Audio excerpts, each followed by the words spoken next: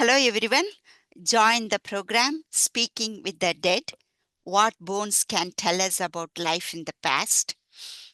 Ellen Green, she's an archaeologist to see how skeletons can help us build biographies of the people they once were and how that help us understand past civilizations. She's going to explain us how the latest forensic and medical knowledge can be applied to people who died thousands of years ago in order to create a window into their lives and their deaths. This presentation will also include pictures of human remains.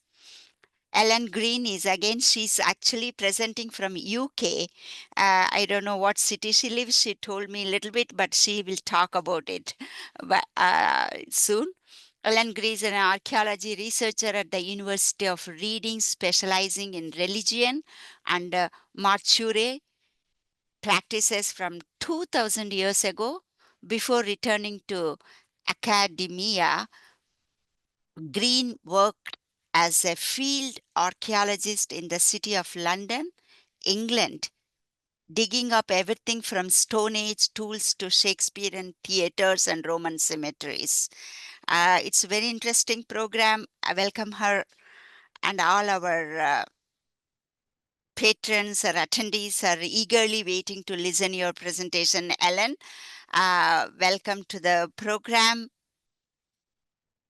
I'm going to mute myself and also video. Everything is yours, and please explain whatever is about. And we don't know, we are eagerly looking for this presentation. How we can, these bones can tell us about life in the past. Thank you.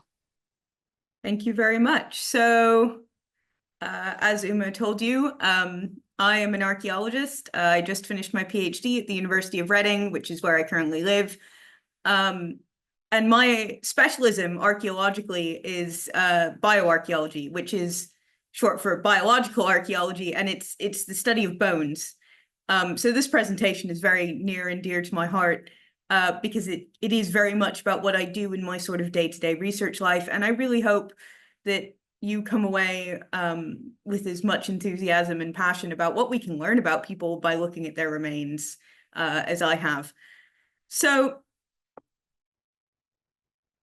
I always like to start talks by discussing preconceptions. I find when I'm teaching students about skeletons, they come in sort of two groups with really, really wildly different sort of standpoints in terms of how useful skeletal material can be when you're looking at the past.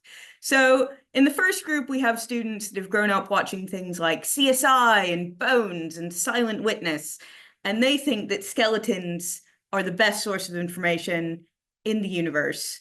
And they're really very, very keen on the idea that bones can tell us literally everything about an individual, from, you know, whether they were male or female, how old they were, the fact that they played tennis, sort of everything.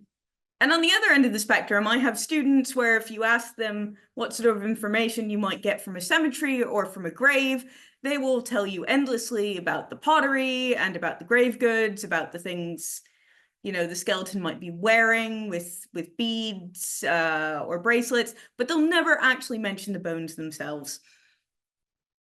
And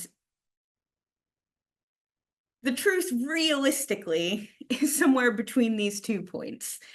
Because while skeletons are an amazing source of information, forensic shows often are maybe a little bit over the top with how much information we can get. I cannot tell you if somebody was an avid golfer, particularly if I only have a single bone from the hand, but they are still incredibly useful. Bioarchaeology as a subject really only got its start in the 80s.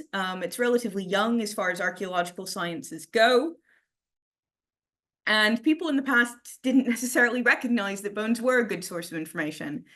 The Victorians were incredibly bad for it. They dug quite a lot of archaeological sites, and they would keep skulls. They loved skulls. They took all kinds of measurements of skulls that mean absolutely nothing. But they would throw the rest of the skeleton away because they didn't think it was useful. And when we're talking about the sort of things I'm going to be talking to you about, like sort of sex and identity, they would only look at grave goods.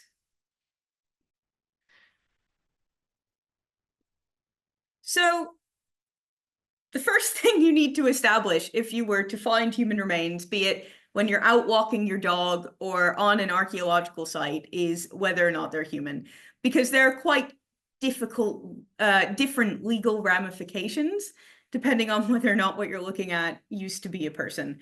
And actually in archaeology, we have slightly different excavation techniques depending on whether we're digging up human or animal bone, particularly if we come across what is known as an articulated skeleton. So that would be a skeleton where all the parts are in about the right place that they would be in a living person, because that shows that the grave hasn't been disturbed at all.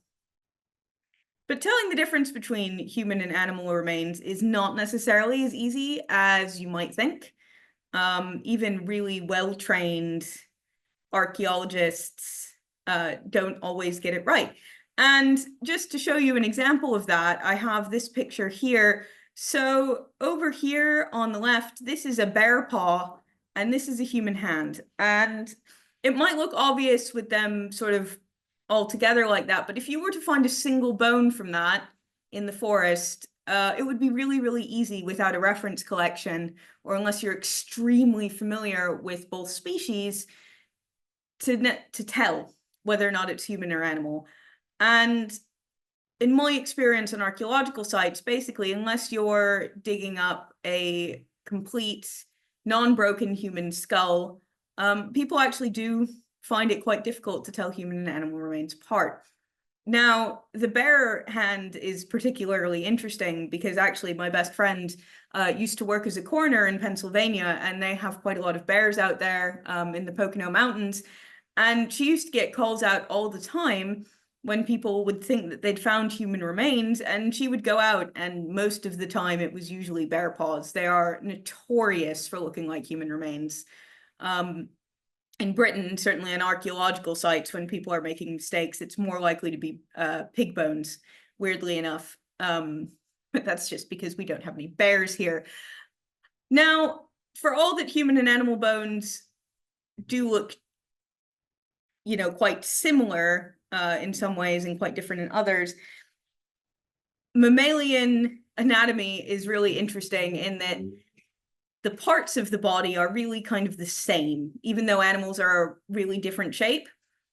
So just to give you an example here, this is a spread of femur bones. So that's the bone in your upper thigh. This little one is a dog. The slightly bigger one is a pig. The one in the middle is a human. And this one on the right is a horse.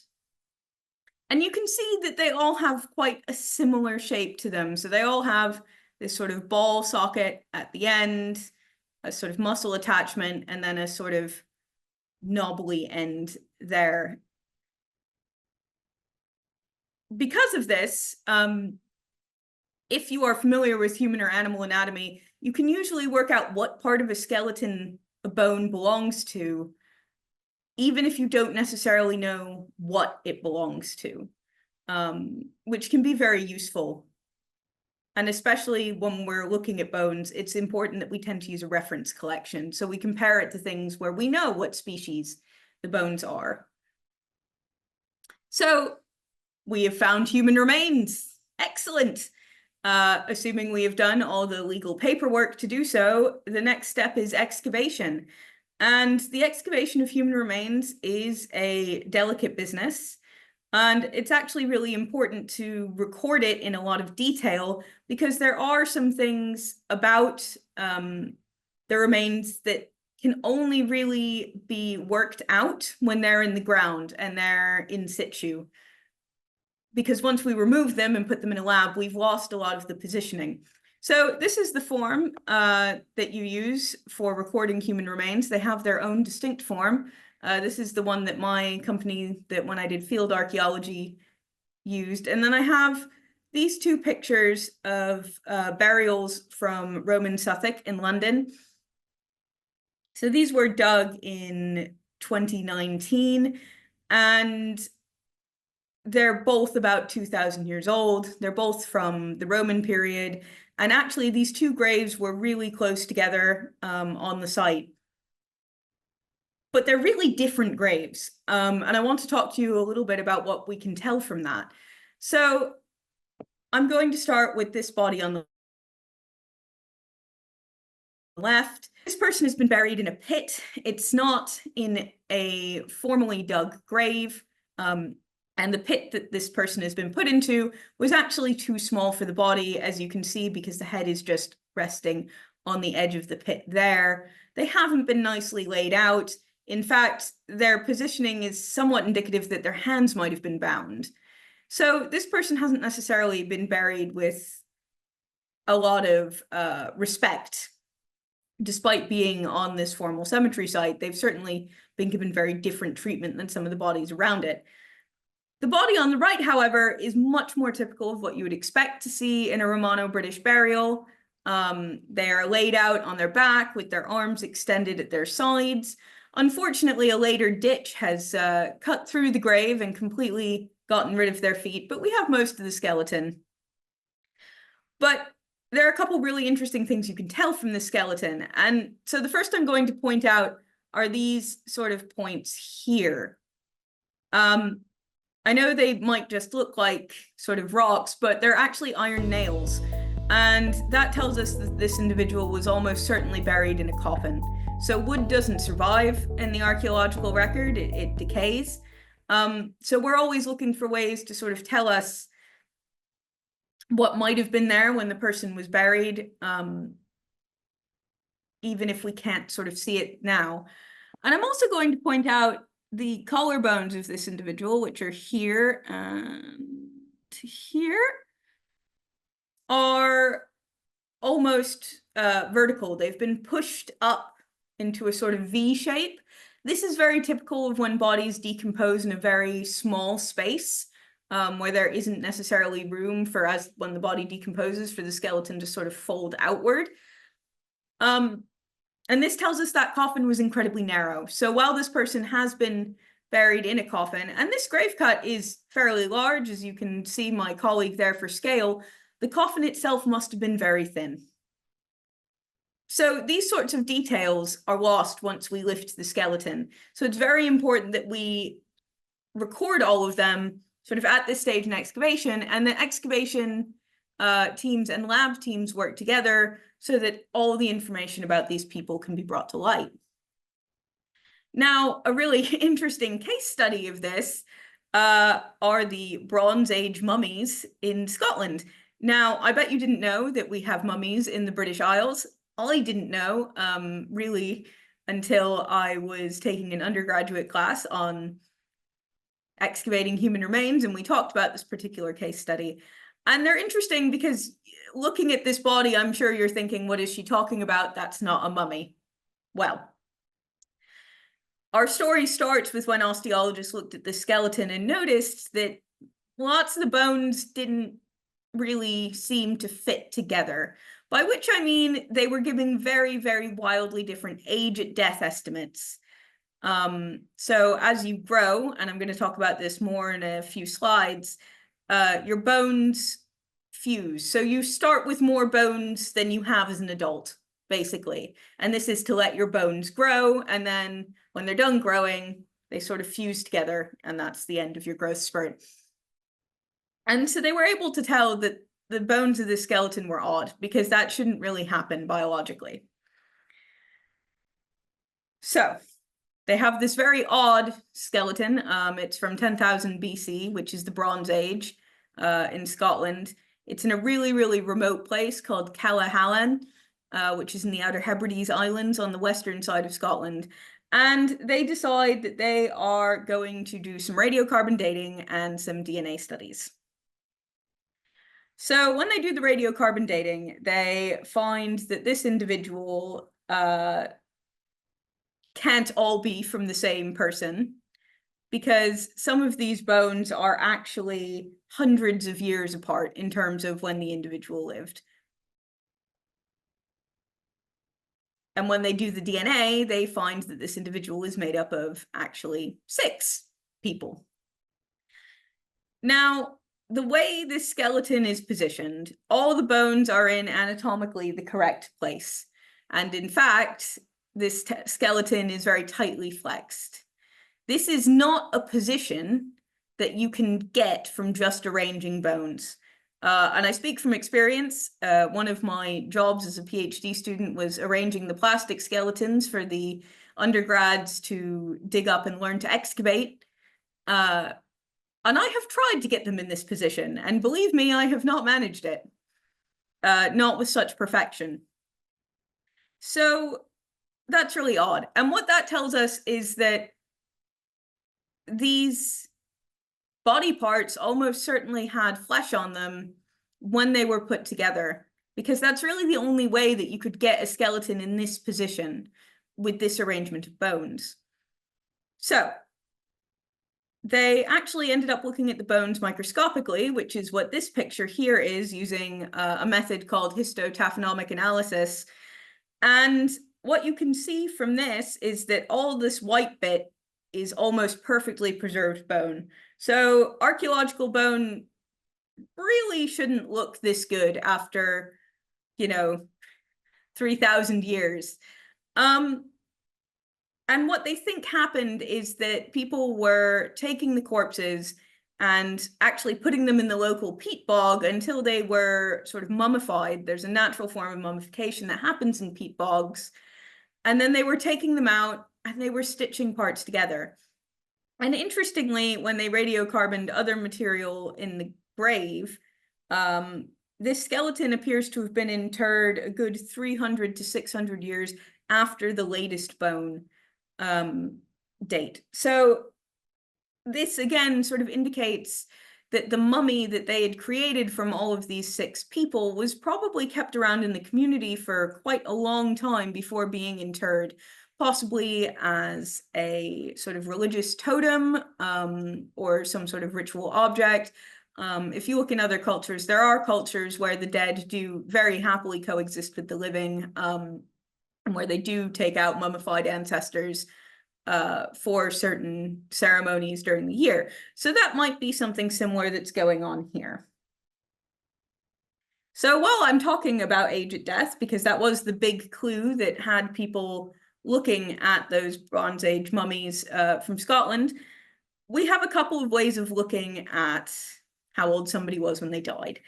So as I was saying, when you're born, you actually have far more bones, or you will have far more bones as a child than you end up with as an adult. So as an adult, you have 206 bones. A child can have 806 bones at certain stages of its development. This is because when you are born, your bones are actually in several sort of sections, and you grow cartilage as you get older and taller. And when your bones are done growing, that cartilage then ossifies and becomes bone. So this is a femur of a 10-year-old child, and you can see these different parts. They haven't come off, they're not broken.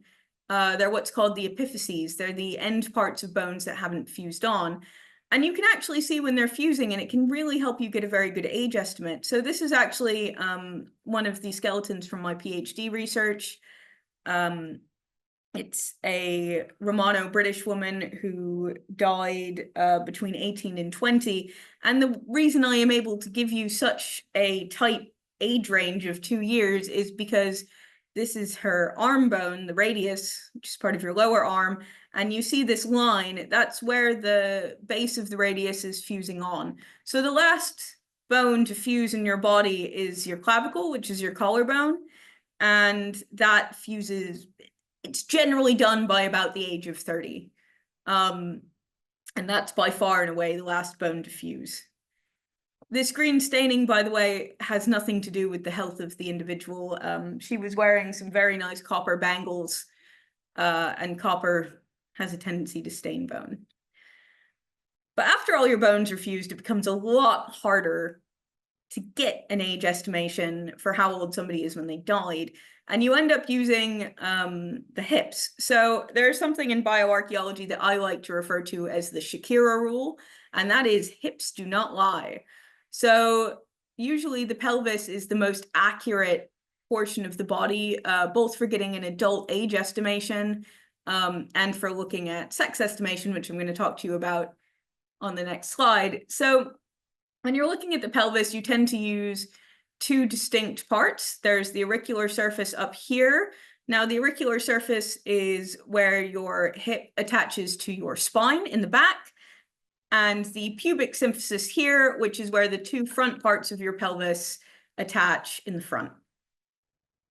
And these are joints, but they're not joints that you move the same way you would, say, your elbow. But they do suffer wear and tear as you age, and they do start to degenerate. And that rate of degeneration is very predictable, and we can use that to get an age estimation.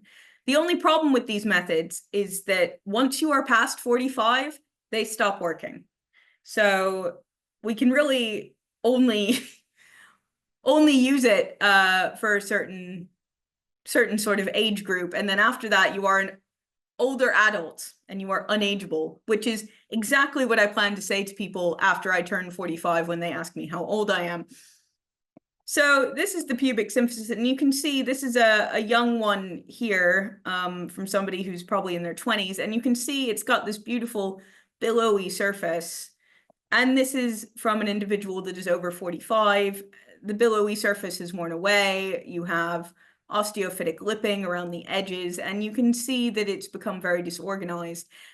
So we tend to use a series of casts that correspond to sort of 5-year age gaps, sort of brackets, and we compare the casts with the bones, and we pick the bracket that we think is most representative, which is why if you're reading an archaeological report, when they give ages, it'll probably be a 5 to 10 year age bracket. We really can't get more accurate than that once somebody is really past their 20s. So sex estimation is probably a lot less straightforward than you think, and it's certainly, I would say, less straightforward than age estimation.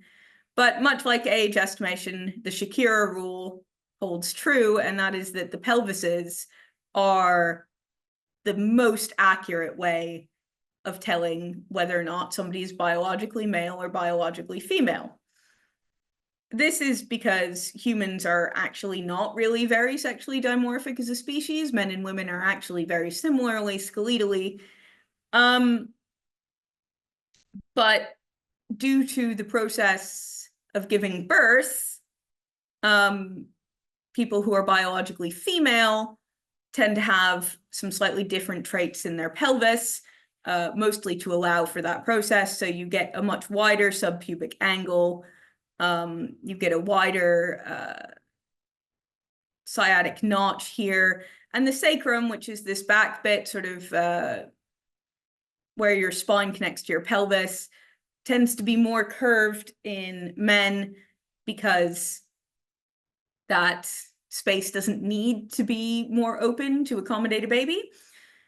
But actually, because humans are not that sexually dimorphic, we tend to use 5 categories when we're doing sex estimation instead of 2. We have male, probably male, indeterminate, probably female, and female. You can also use the skull for sex estimation. It is far, far less accurate than the pelvis. There is a problem with it in that young men tend to look extremely feminine, and old women tend to look quite masculine with the skull traits. It is almost certainly down to hormones, although there's still a lot of research being done on the exact causes and sort of what we might be able to do to counteract this when we're looking at skeletons. Currently, the advice is mostly look at the pelvis. But again, there's different traits that are considered to be widely sexually dimorphic. The problem with sex estimation broadly is that, again, we can only really do it once somebody has hit puberty, because the changes we're looking at are caused by the hormones that get released during puberty, estrogen and testosterone. So bones can tell you a lot about how somebody lived their life. And fashion, surprisingly, can in fact impact your skeleton. Normally, when people talk about skeletal modification as the result of fashion, they generally talk about either foot binding in China or the sort of skull modification that you see in South America that is caused by using boards to shape the skulls of babies as they grow. But I'm going to talk to you about a case study that is closer to home for me, certainly, which is corset modifications, which show up in an awful lot of London cemeteries. So corsets have been part of women's clothing for quite a long time. But in the Victorian era, they decided they really, really liked the hourglass silhouette, and they designed corsets so that you could do something called tight lacing, which very much changed your body shape. And the boning in them was a lot more rigid than the boning in corsets from earlier periods as well. So they were less flexible in a lot of ways. And young girls would wear corsets from quite a young age. And the thing about anything you do to your body when you're growing is that it does impact how your skeleton develops. And in this case, you get a very, very distinctive set of changes to your rib cage and your spine. So this is what a normal rib cage and spine should look like. It flares outward. But when you start getting corset modifications, you get this more oval shape to the rib cage, and it's very, very noticeable. And this was caused by the fashion for corsets. And when we're talking about tight lacing, I want to share with you that when they did studies of the sizes of Victorian corsets by looking at some of the ones held in the collection at the Victoria and Albert Museum in London, the average size was only 22 inches, which is a good 10 inches smaller than the current UK waist average. So we really are talking quite dramatic reductions in waist size. But what's really interesting when we look at these corset modifications is, yes, we see them in cemeteries, but they've also done studies to look at the ages of the women with corset modifications and without, to try and see if they were bad for health. So the sort of general commonly accepted knowledge is that these corset modifications probably led people to die earlier because it does sort of compress your internal organs. There's a lot of complications. But interestingly, when they tried to test this archaeologically, they actually found there was absolutely no difference statistically in the ages of the women with and without corset modifications from the period. So that sort of accepted knowledge doesn't actually seem to have been the case. So it's not just fashion. You can also see what people were doing. So the way that bones work is that they provide a sort of scaffolding for all of your muscles. And when you build muscle, those sort of attachment points get bigger because they need to hold more muscle. And that's just how sort of biomechanics and skeletons work. Now, it's really almost impossible to say by looking at muscle attachments that people are doing very specific tasks. There is an episode of Bones where they have a single finger bone and they're able to tell that somebody was playing tennis. That doesn't work. But you can tell sort of that people were using their upper body a lot, or that they had a lot of leg muscle. That definitely does correlate. And much like I was saying with the corsets, things that you do when you're growing have a disproportionately large effect on your bones, even as an adult and even as you stop those activities. So I'm going to talk to you about the Mary Rose. The Mary Rose is a Tudor shipwreck. It was a warship that sank in just outside of Portsmouth. It's currently in Portsmouth Museum. It's an absolutely wonderful museum in Portsmouth. If you ever get the chance to go, I really recommend it. They have the whole ship along with quite a lot of the skeletons that were recovered. So the ship sank in 1545, so during the reign of Henry VIII, and they recovered 179 skeletons. Now, some of these skeletons, when they started to look at them, were a little odd in that they weren't incredibly symmetrical. So you can see this individual here actually appears to have one shoulder, his right shoulder, higher than the other. Now, that isn't because of the way the skeleton is mounted. It's actually because one shoulder is bigger than the other. And you can sort of see in these pictures where they've highlighted the skeletal changes, where they've got incredibly robust muscle attachments. So this is the humerus, which is the upper arm, and this is the ulna and the radius, which is the lower arm, and this is the clavicle, which is the collarbone. So those all have muscle attachments that would sort of relate to your shoulder and arm. During the Tudor period, the absolute height of weapons technology was the English longbow. And English longbows are absolutely amazing. They have an incredibly high draw weight, so you need to be incredibly strong to use one, but they can pierce plate armor. They are at this point sort of the height of projectile weaponry. And when people trained to be longbowmen, they trained from a very young age. So they actually think that they are able to identify who on the crew were using longbows based on these sort of muscle attachments on the arms. But it's not just the longbowmen that they think they've identified. So amongst the 179 individuals, they found 6 that had a lot of muscle, very robust muscle attachments in their lower back. And they also had something called Schmorl's nodes. So Schmorl's nodes are depressions on the body of the vertebrae. We don't really know exactly what causes them, but they do correlate to a lot of physical activity, particularly in your teen years. They're very, very common in young athletes. They don't seem to be something that actually causes you problems, but they are very indicative that you're doing a lot of mechanical strain.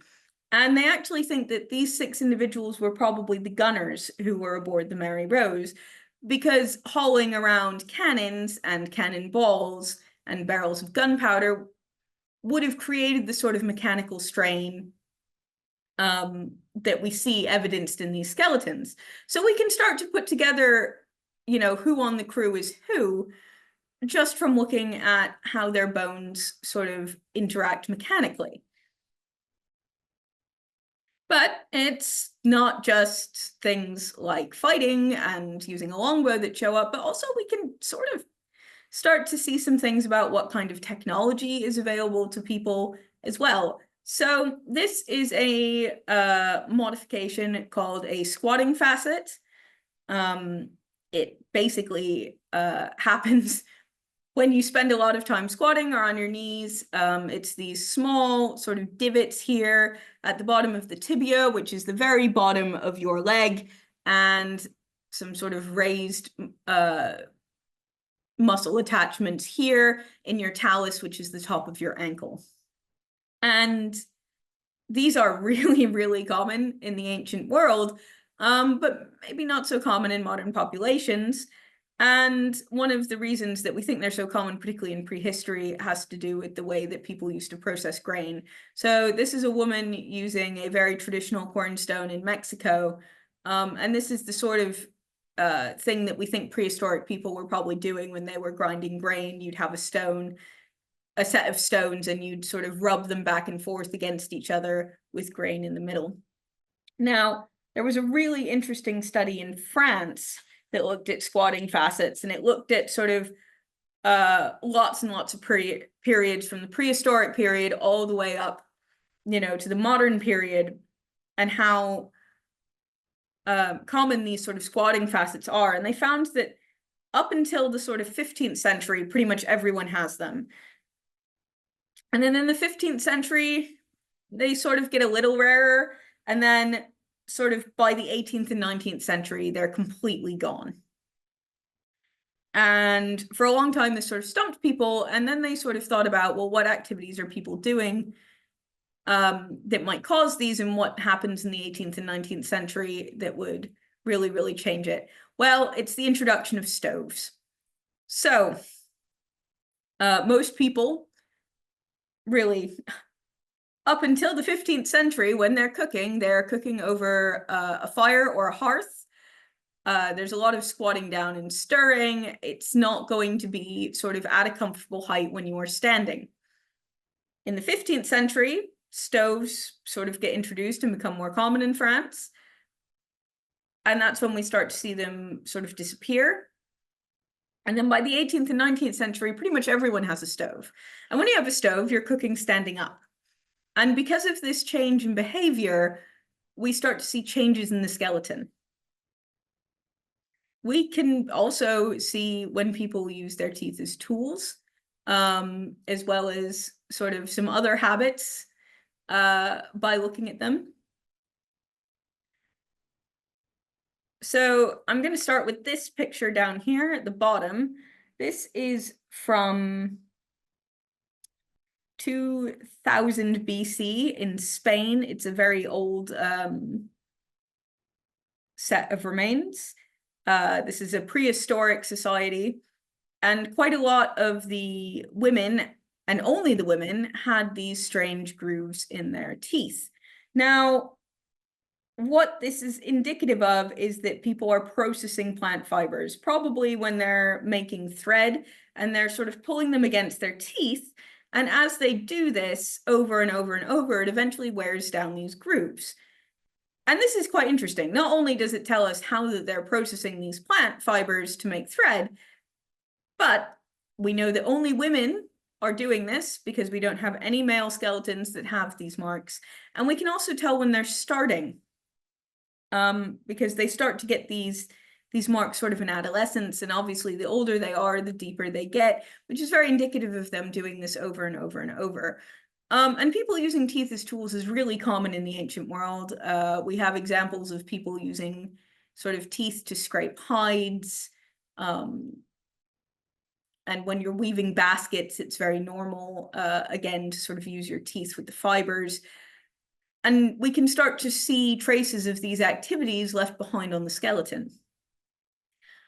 We can see some other habits too. So this individual here has this lovely circular hole in their teeth that was not caused by a drill or any sort of violence. It was actually caused by their smoking habit. So this is a skull from 19th century London, and it has a very, very typical, what's known as a tobacco pipe facet in their teeth. And it's because they used to use these ceramic pipes. So tobacco, from its introduction in England in the 16th century, really, really takes off. Very, very popular. In fact, it was thought to be medicinal for quite a lot of England's history. And we find tons of these clay pipes on archaeological sites. They're one of the most common finds that you get sort of on post-medieval sites, because the pipes themselves were generally quite cheap. In certain periods, you even got them free when you bought your tobacco, so people threw them out a lot.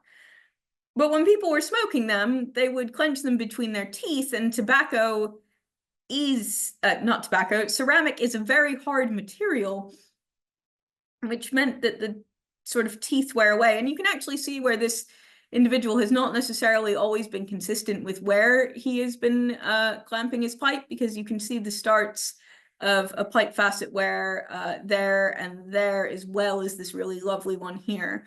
And then you can also see that he wasn't very good with his dental hygiene, because there's a nice big cavity back there. Which brings me on to talking about dental hygiene and what that can tell us. So you might really be surprised to know that often people in the past had better teeth than people in more modern periods. And this really boils down to the fact that there really wasn't easy access to sugar until after the Columbian Exchange. So there were sugars in people's diets, mostly coming from sort of carbohydrates and grains, And then if you were really lucky, you could afford luxuries like honey or dates and sort of other more natural fruit-based types of sugars. But refined sugar in the way that we think of it, not necessarily a thing.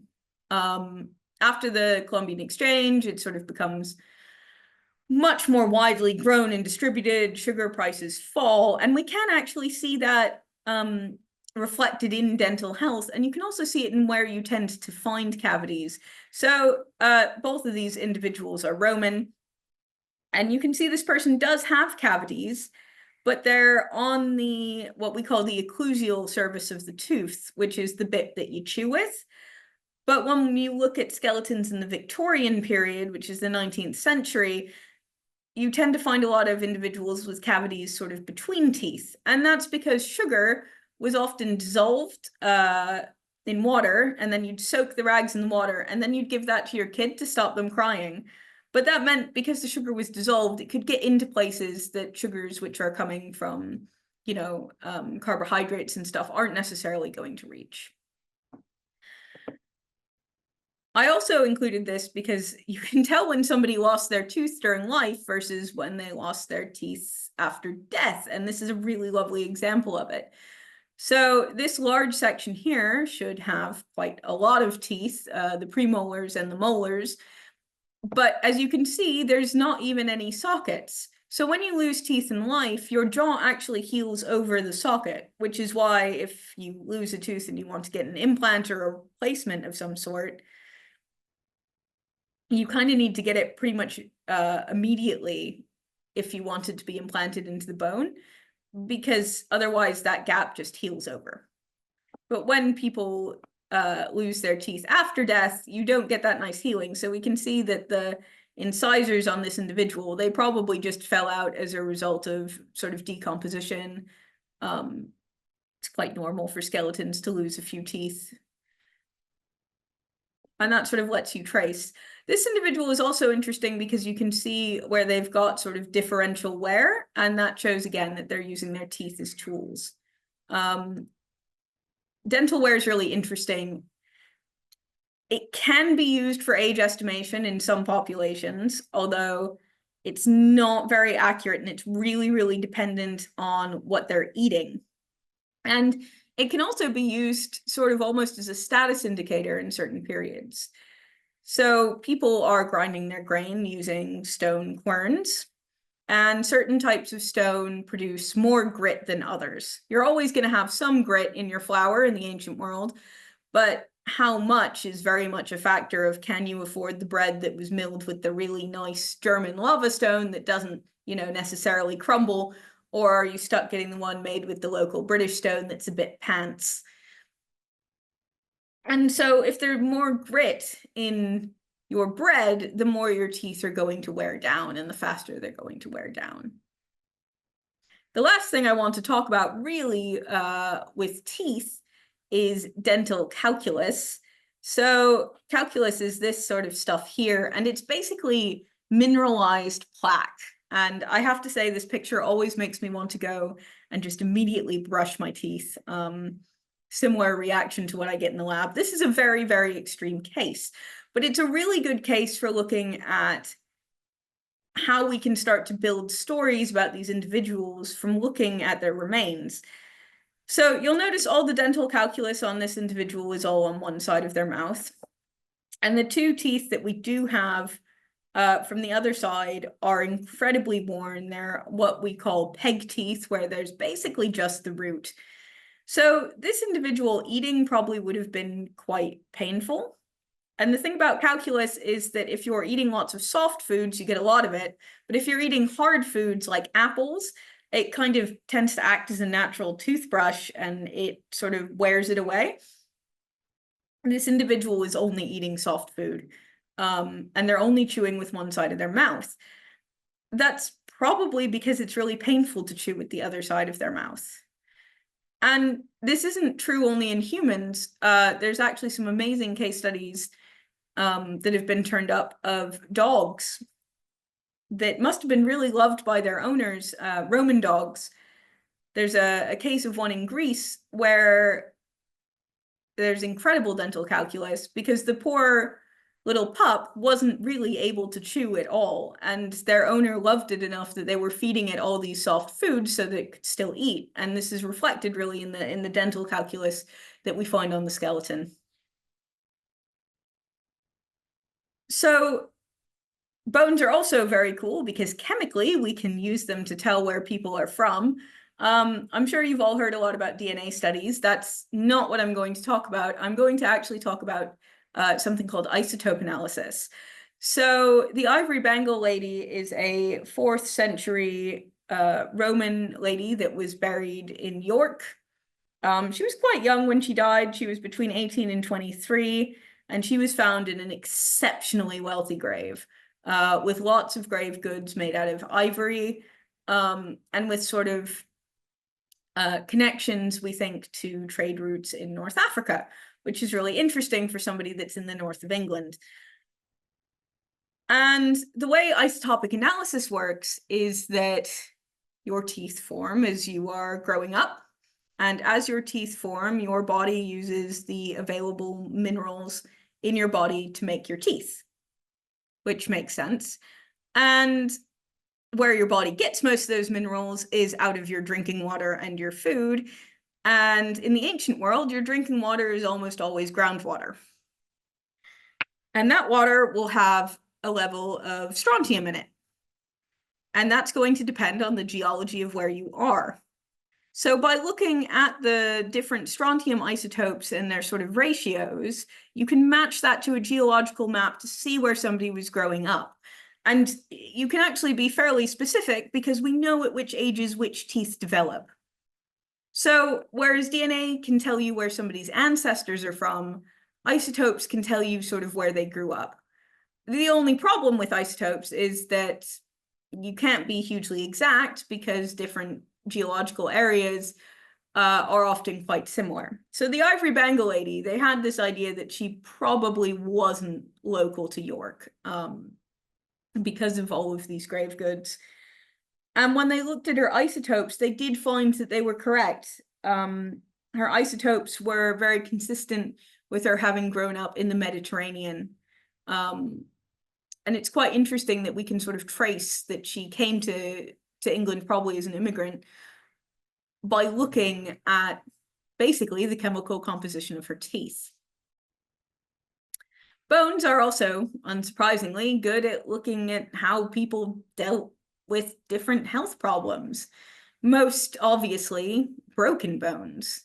So on the right, this X-ray is of this set of bones here. That is the lower leg of an individual, the tibia and the fibula. These are, again, they're from my PhD sample. They're 2,000 years old, and they belong to some Romano-British people that were living just outside London.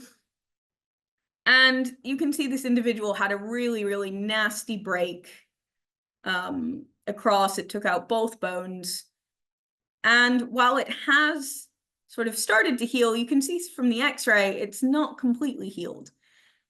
Now, this individual did not receive very good medical care. I hate to say, the bone has not healed in the correct place. You can see how misaligned it is on the X-ray. And again, if you look at the actual bones, they're a very odd, lumpy shape. And there's actually the beginnings of an infection, which you can kind of just see here. It's not massively clear on these photos. I apologize. And it wasn't all the way healed when this individual died.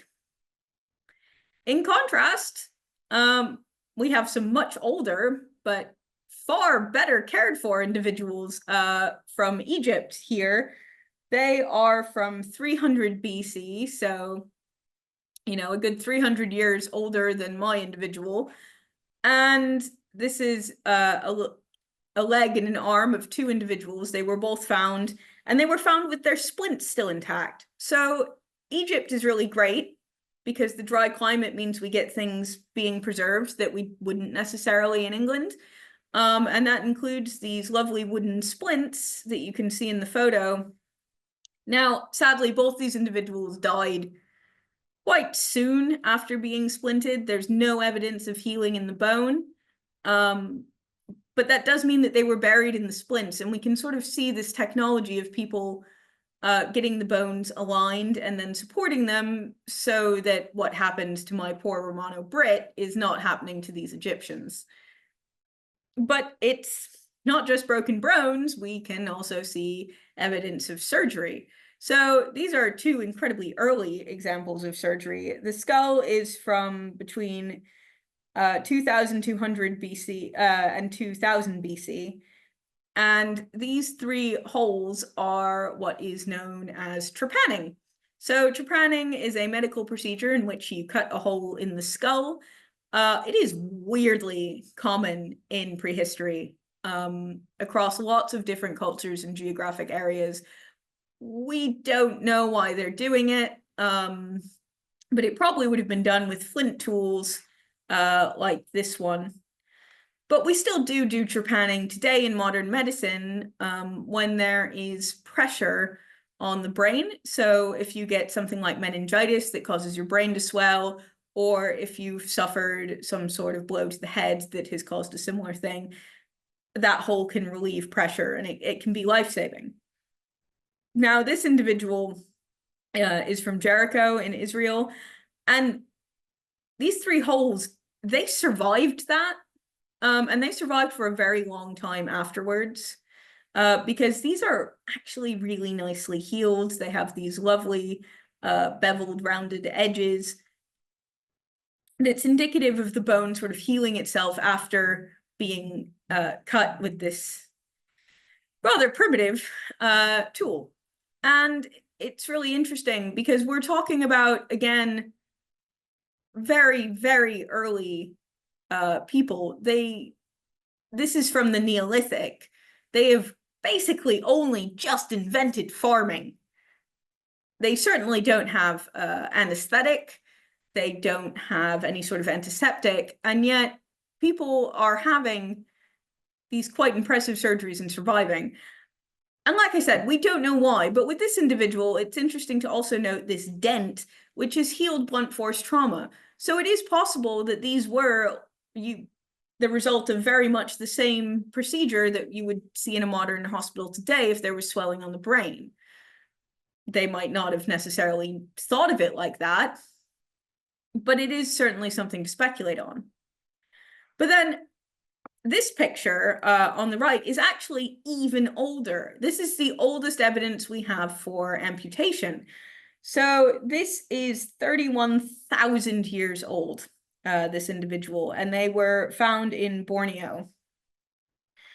And they have had their lower leg amputated.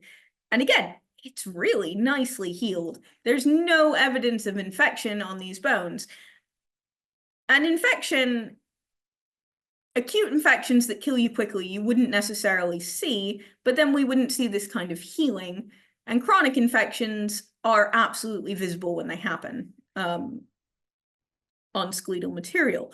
So for there to be no sign really of infection on the bones, it's very likely this person didn't really have any. So it's really interesting when you look at how well healed this is. This individual was an adult, but actually archaeologists think that the amputation happened when they were a child. And we are talking about a hunter-gatherer tribe that is living in a jungle. And they have managed to amputate this individual's foot, and they have lived long enough for it to be pretty much healed over completely. They've lived into adulthood. And this is sort of one of the earliest sorts of societies. They were probably nomadic. You know, they're very much having to get all their resources from what's around them. And I think it really shows something wonderful about humanity. When we talk about survival of the fittest, some people often think that means, you know, the smartest or the best able to shoot. But actually, in humanity, it's always been survival of the most cooperative. This person would have needed their community to take care of them because they would have been fairly unable to contribute while it was healing. Which brings me on to the next really useful thing that we can get from looking at skeletons.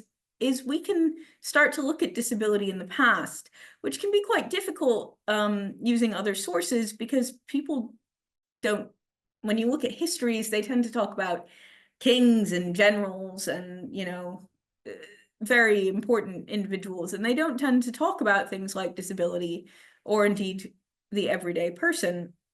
But it is a big part of human society. So from our 31,000-year-old individual in Borneo, we're going now to 1822 in a place called Redhill, which is a suburb of London.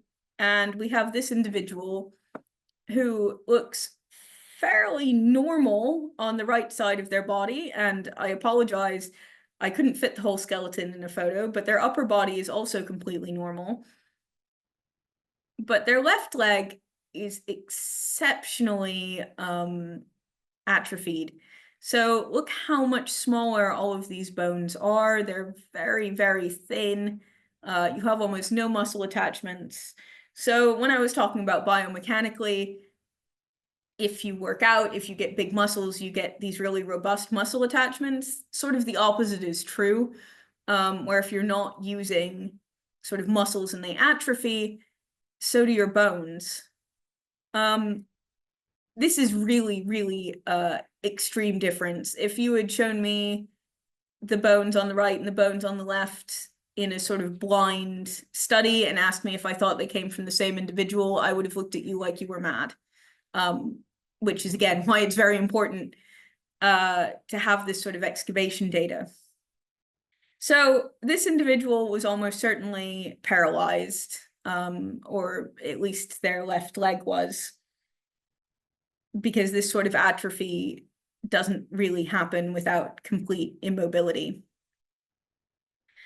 And again, they were a decent age when they died. So it's very likely, you know, that they had somebody helping them.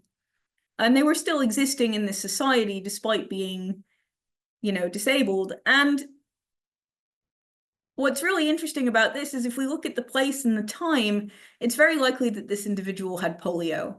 And polio is something most people think of and really associate with the 1950s and sort of with iron lungs. But even in the Victorian period, people are still struggling with this disease, and it's still affecting their lives. You can also often see, again, sort of bigger changes by looking at the health record. The Industrial Revolution, which happened in the 19th and 18th centuries, is an unprecedented period of change in human history, really only matched by the sort of technological changes we're currently going through. And it really absolutely changed the way of life for people, not just in Britain. But while the Industrial Revolution may have formed sort of the blueprint, as it were, for modern society, it really wasn't a very good thing for health for a lot of reasons. Certainly, health and safety was not on the minds of the people who were sort of running the factories that became prominent during the Industrial Revolution, but you can also see it show up in other ways. So rickets is what's known as a metabolic disease. It's caused by a shortage of vitamin D. It generally, you get rickets while your bones are still growing, and what it does is without the vitamin D, they can't ossify properly, and they don't become hard. And as a result, with rickets, you tend to see bowing in the limbs, particularly in the legs, because that's where your weight is. You also get some changes to the ribs. And it's quite nasty, and it mainly affects children. It only affects children because it only occurs when your bones are mineralizing. Rickets becomes really, really prominent during the Industrial Revolution. And these are leg bones. This is a femur, and these are the fibula, which is a lower leg bone. These bones should all be straight. They definitely should not be bent like this. And one of the reasons it sort of becomes more prevalent during the Industrial Revolution is actually because you have so many children working in factories. So while vitamin D deficiency can be a dietary problem, the main way we get vitamin D is from sunlight. And because these children were working in these dark, dingy environments and they weren't going outside as much, they start to see this vitamin D deficiency. You can also look at some healthcare issues as well from looking at bones, even ones that aren't necessarily obviously visible. We can sort of start to see correlations between diseases. And I really hesitate to use the word treatment because what I'm going to talk to you about in no way actually treated the disease, but the Victorians sure believed it did.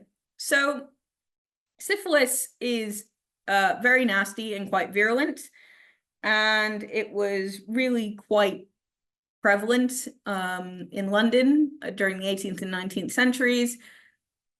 There are some historical estimates that put syphilis in 18th century London as high as 1 in 5 individuals.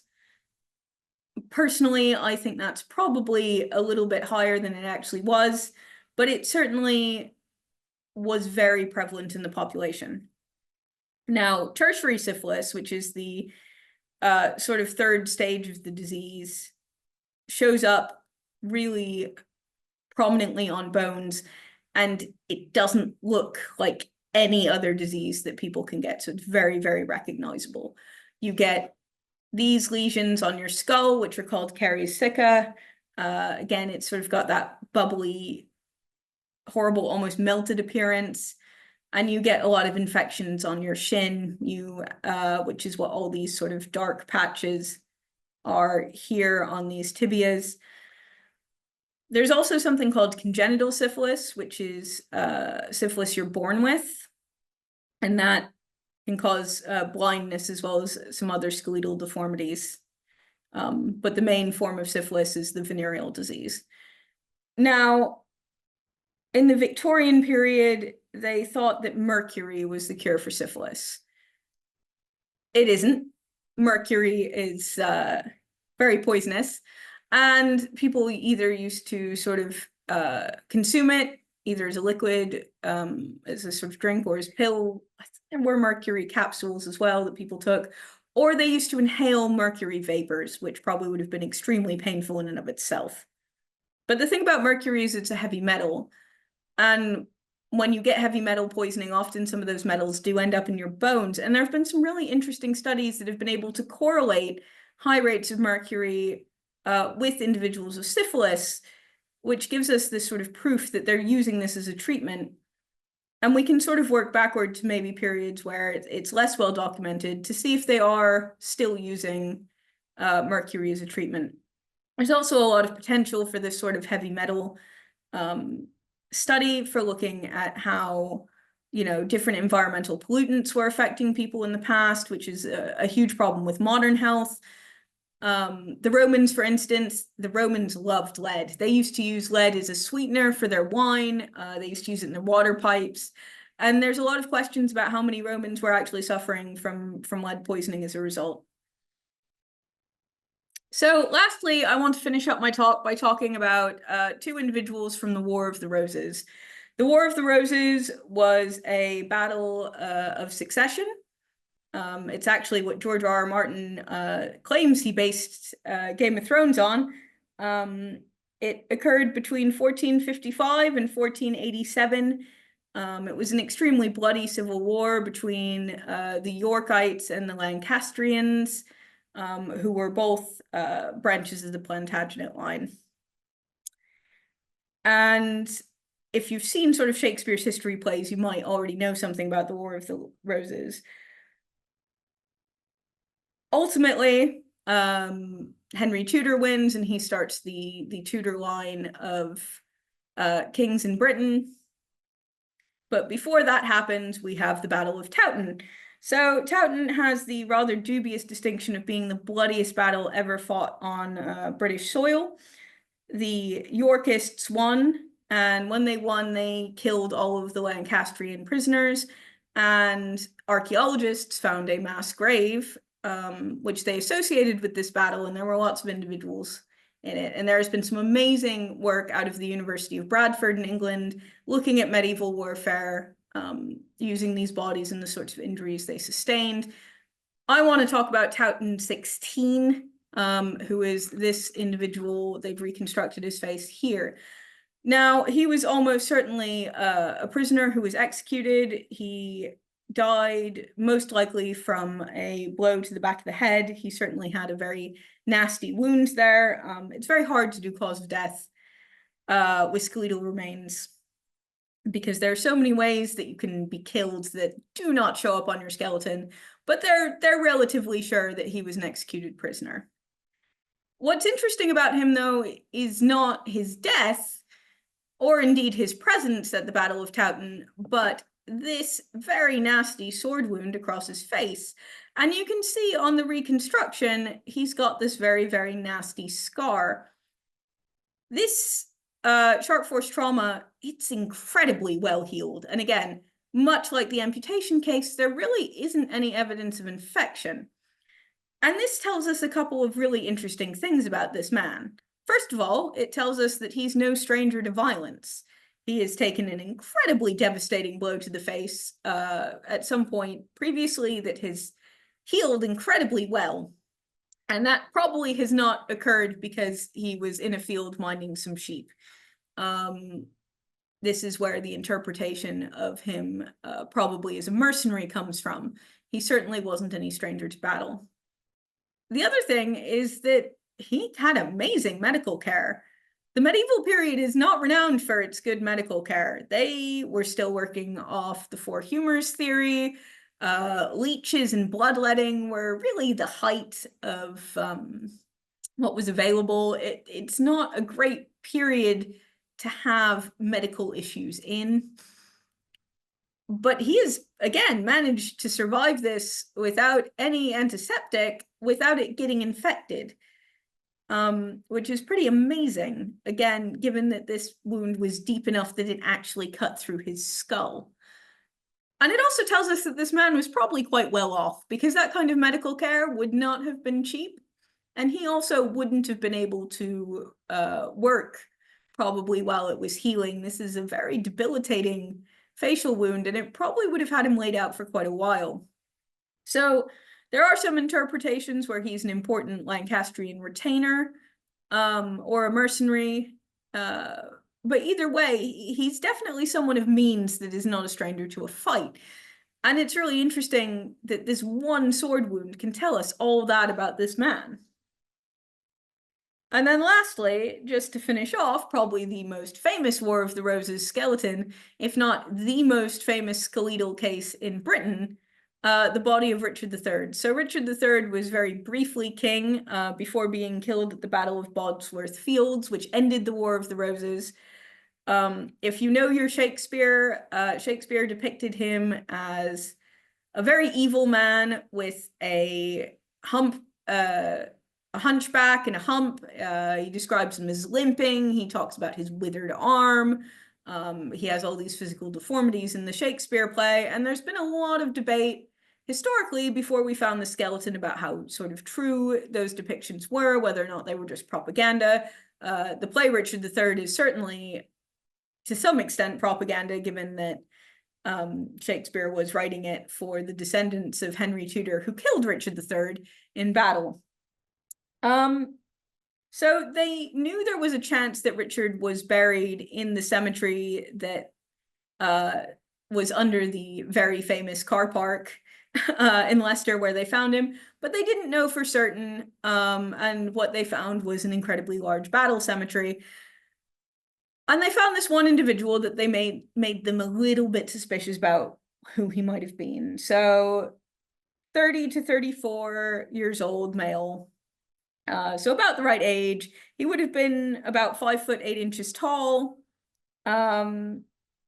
He probably was quite well off because his dental health was really bad. Lots and lots of cavities. So again, this is somebody that has access to a lot of sweet things, which in this period means they probably have money. And interestingly, this individual has mild scoliosis. So scoliosis is not that uncommon a medical condition, but it's fairly rare to get in the archaeological record, mainly because you need pretty much all of the spine to show that it's there, which preservation does not always allow. And it's certainly a bit of a weird condition to be finding in a battlefield cemetery, because it certainly would have made some aspects of his life a little bit harder. However, they did do the DNA, and it is Richard III. And at this point, we can start to disprove some of what Shakespeare had to say about him. There's certainly no withered arm. So you can see nice and symmetrical, very normal arms. He wouldn't have walked with a limp. And while he did have scoliosis and it would have made one shoulder higher than the other, there's certainly no evidence of a hunchback. It would have actually been quite mild. He might have walked with a slight stoop, but really nothing like what Shakespeare was talking about. So that's quite interesting. The other interesting thing is they took some samples from the sort of pelvic area where his intestines would have been, and he had roundworms. So I wouldn't have thought that somebody who was king of England and was living probably quite a lavish lifestyle, they did.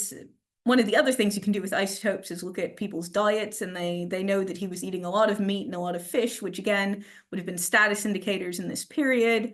But he had the same intestinal parasites as everybody else, which I find oddly comforting in that, you know, some things don't care about how rich and powerful you are.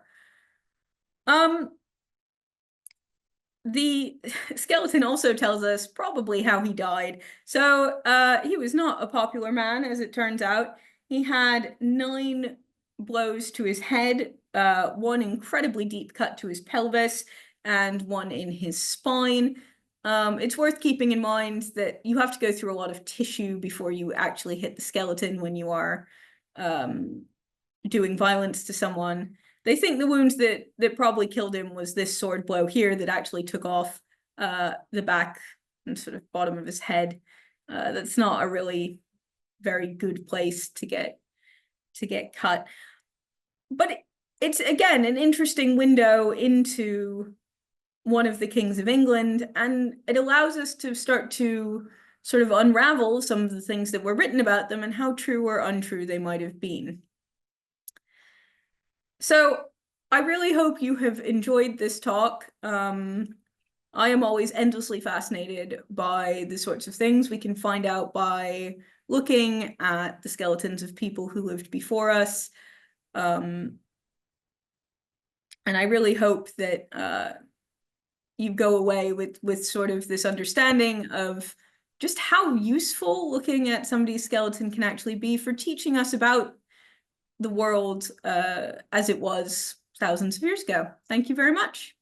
Thank you very much, Ellen. I really appreciate it. It was a great presentation, and we got a lot of information about bones and how it will be. And if anybody has any questions, please put your questions on the question answer session or chat box, and I will read it out to Ellen, and she will be able to answer your questions.